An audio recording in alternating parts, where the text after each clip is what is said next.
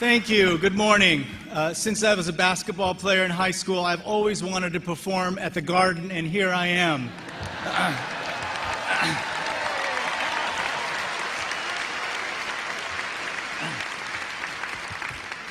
President Joseph E. Aoun, distinguished faculty, members and administrators, members of the class of 2013, ladies and gentlemen. It's truly a great privilege for me to be here today with all of you, especially the members of the class of 2013 and your families and friends. You should be very proud. It's a day for memories, a day to savor, a day also to join in honoring those who 2 weeks ago responded so courageously in the face of tragedy, including Northeastern students and staff who provided critical care and support to victims of the attack. It's an honor to stand before you just at the moment when you're leaving this great university and about to step into your life, the script of which is yet to be written. Throughout my years in the academy, I've loved commencements. It's one of the rare moments in our modern culture when ritual, tradition, and even a bit of pageantry brighten our lives. But I'm sure many of you are out there today concerned about what the future will bring. And I just want to say to you that not only is your future uncertain, but the overwhelming likelihood is that it's far more uncertain than you know.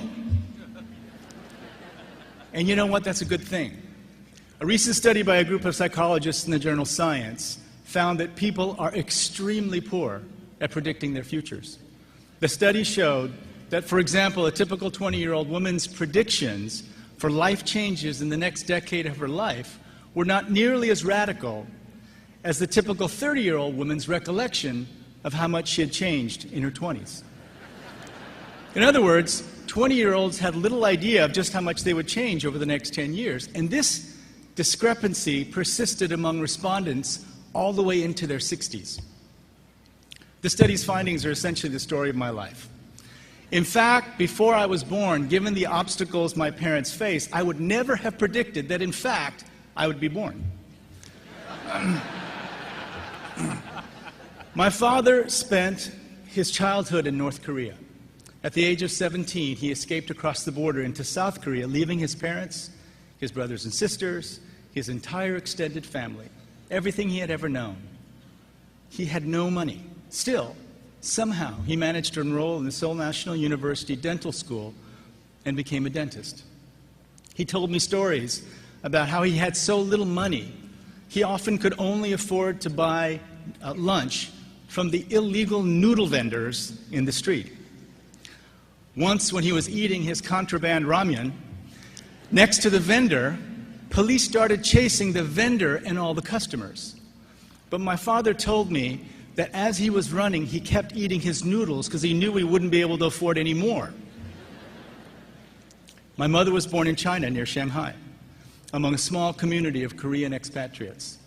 After returning to Korea on a day she will never forget, my grandmother went outside to hang the laundry, and she never saw her again. She was probably either taken or killed by North Korean soldiers.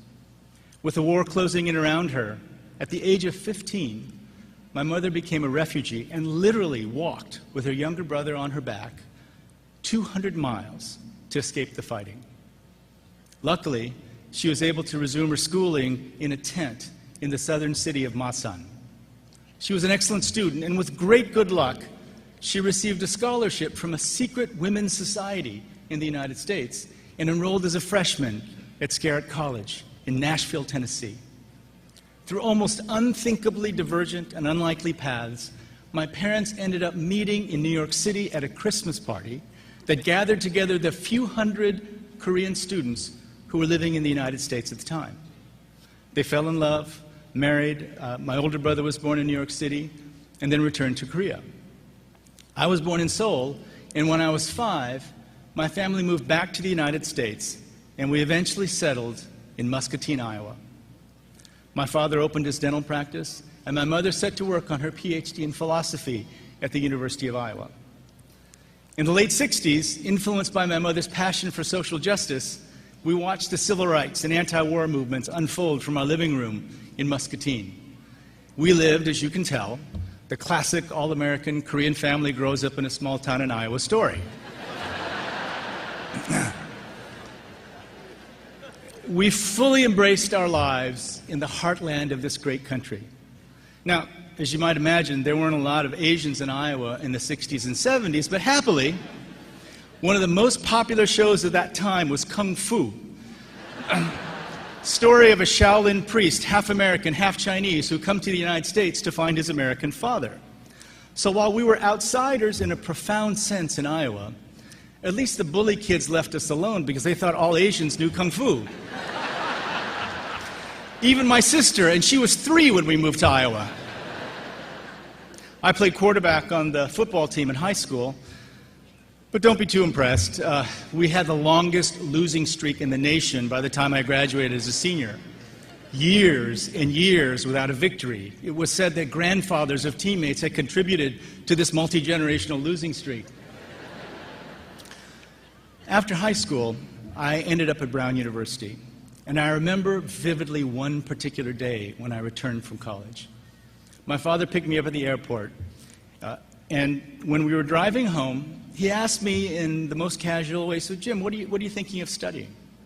I told him I was really excited by philosophy and political science. And I thought I could make a difference in the world, and I was thinking of going into politics. My father put the blinker on, slowly pulled over to the side of the road, turned off the car, looked back at me and said, "Hey, when you finish your medical residency, you can do whatever you want." Now, I see some Asian parents in the audience nodding their heads saying, "What's funny about that?"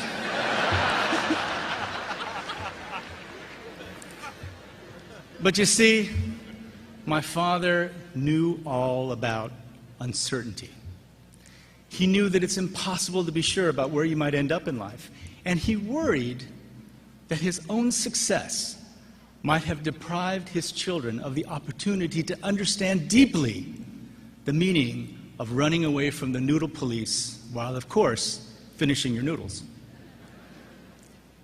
He wanted me to have a skill, and he wanted me to butt my head up against the joy, but also the hard reality of finishing medical school, finishing residency, and caring for patients in life or death situations.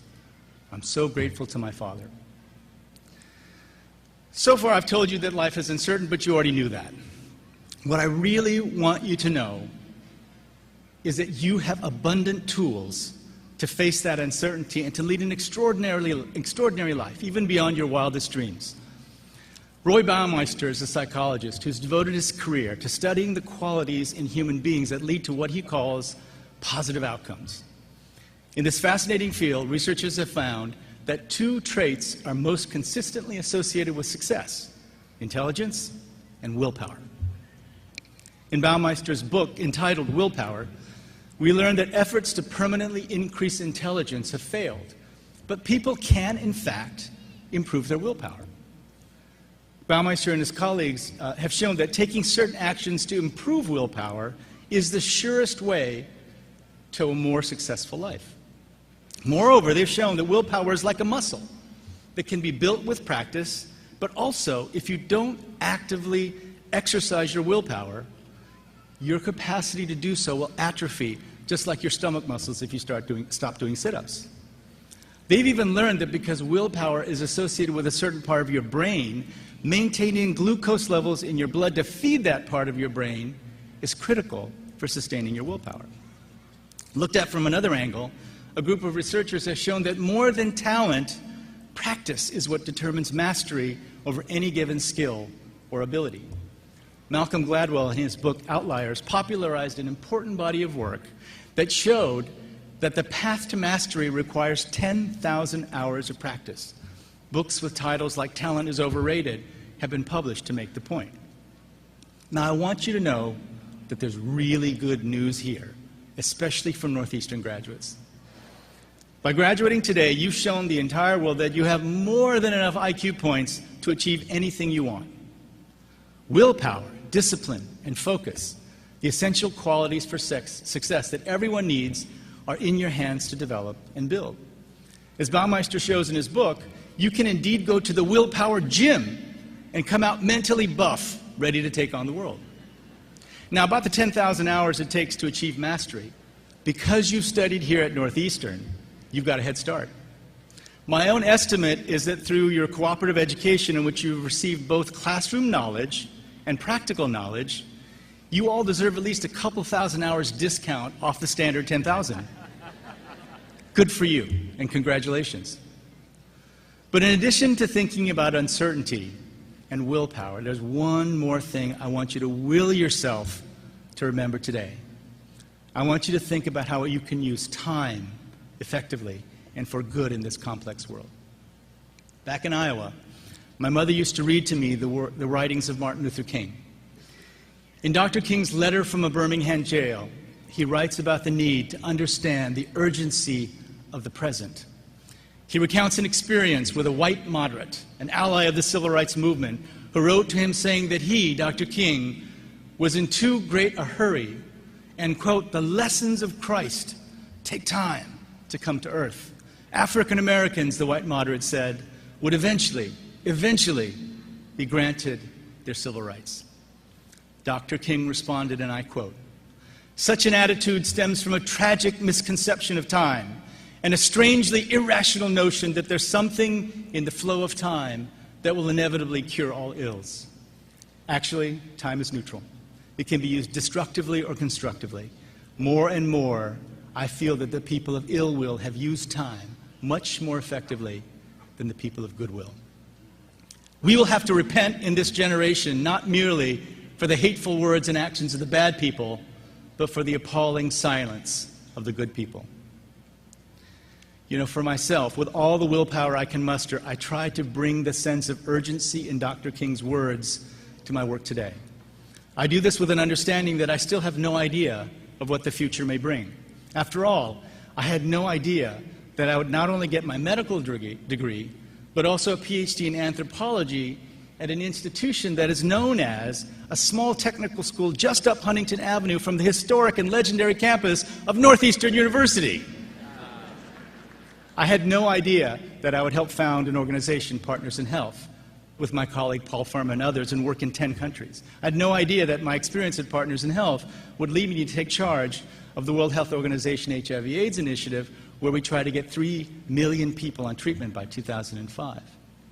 And with only minimal academic experience, academic administrative experience, I was given the enormous honor of becoming president of Dartmouth College. And finally, completely out of the blue, President Obama last year asked me to stand as a candidate to lead the World Bank Group. Always with some trepidation, I embraced these completely unexpected opportunities, and now I find myself in one of the most interesting jobs in the world. The World Bank Group is an extraordinary organization, founded in the 1940s to rebuild Europe after World War II. Over 66 years of existence, it's evolved into the premier development institution in the world. Just 2 weeks ago, the World Bank Group governing body endorsed a target to end extreme poverty by 2030, just 17 years from now. It's the first time in history that we've been able to see the end of poverty.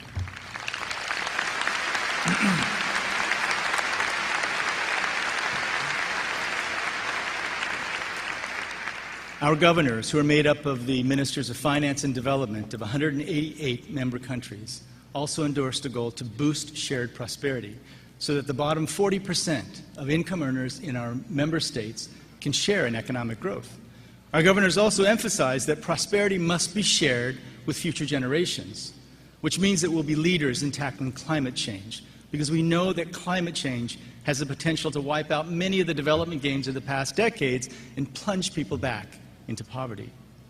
By setting such bold targets for our organization and setting an expiration date for extreme poverty, our governors have given us the gift of focus and urgency. We'll now use time to drive forward what we hope will be a signal achievement in human history. In closing, my challenge to you is this: set bold goals, deliberately and consciously build your willpower, and use your time well. You are so fortunate. Northeastern's co-op program and emphasis on experiential learning make this one of the most innovative educational models in the world today. With co-op options now in more than 90 countries and all types of organization, this university has given you unexcelled preparation for global citizenship. As countries around the world, including the United States, search for ways to overhaul higher education. They're looking to Northeastern's example. Through your hard work in these past 4 years, you've acquired something exceptional. The foundations for critical and self-critical thinking, joined to the practical skills to solve tough problems in the real world. These are extraordinary qualifications. They give you power and responsibility. Like my father on the streets of Seoul, though in a different way, you face a world of uncertainty. Don't fear that uncertainty.